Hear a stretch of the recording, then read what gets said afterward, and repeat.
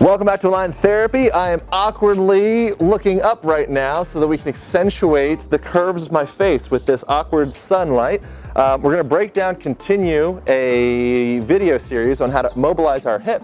As we're doing that, I want us to think about opening up through our visceral system. Okay, so the enteric nervous system, open up through the guts. If we end up being bound up through our guts, it makes coming back into hip extension pretty freaking challenging because we get twisted and turned and adhesed through this system, grabbing onto the leg. So we're going to take a little kettlebell and we're going to drop that down into, I want you to drop the kettlebell right around just medial or inside of this little bony landmark here. It's called the ascus, anterior superior iliac spine, no big deal. Here, grab that kettlebell and drop that into, let's get the face looking forward, that's cool.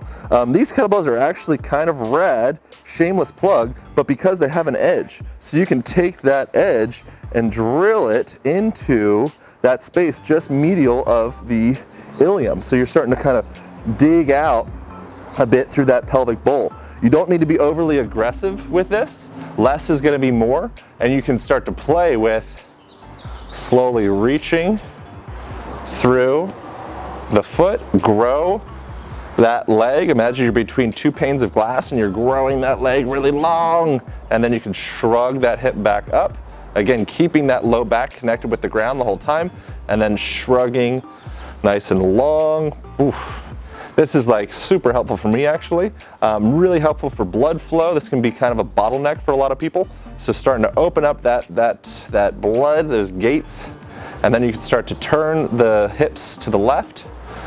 Boom, boom, boom, and to the right, and just seeking out any type of gunky, stiff, hardened, dehydrated, adhesed tissue, and breathing into those parts. So I found a spot here, so I'm just going to kind of wrinkle myself left, wrinkle myself right.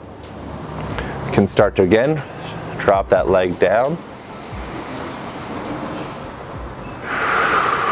and drop that leg back up. Kind of about to pass out, forgetting that we're actually recording a video right now, but you guys should be doing the same thing. So really focusing on relaxing your body as you're in this position. As we're doing this, we're thinking about parasympathetic nervous system. They call this the second brain. It's like a cat brain. It's got as many neurons as the brain of a cat. Millions of neurons interlaced throughout your abdomen here and throughout your guts. And so we want to really speak some breath and speak some calmness, tranquility, serene, all these unnecessary adjectives, but relaxing this space. So you can visualize as you're doing this, you can visualize fluid moving down through the abdomen as you're breathing in. You're breathing that fluid up through your nose, all the way down your throat, all the way back your spine, all the way down your pelvic floor, down your legs, and really feeling into a connection from your feet all the way up into your head. That's what we got. That was an excessively long video. I hope that wasn't weird and creepy and too new agey for you guys. Grab yourself a kettlebell, drop that thing onto the abdomen, rinse, twist, turn, breathe through the nose, and soften up that parasympathetic situation down through the guts. Thanks so much for tuning in.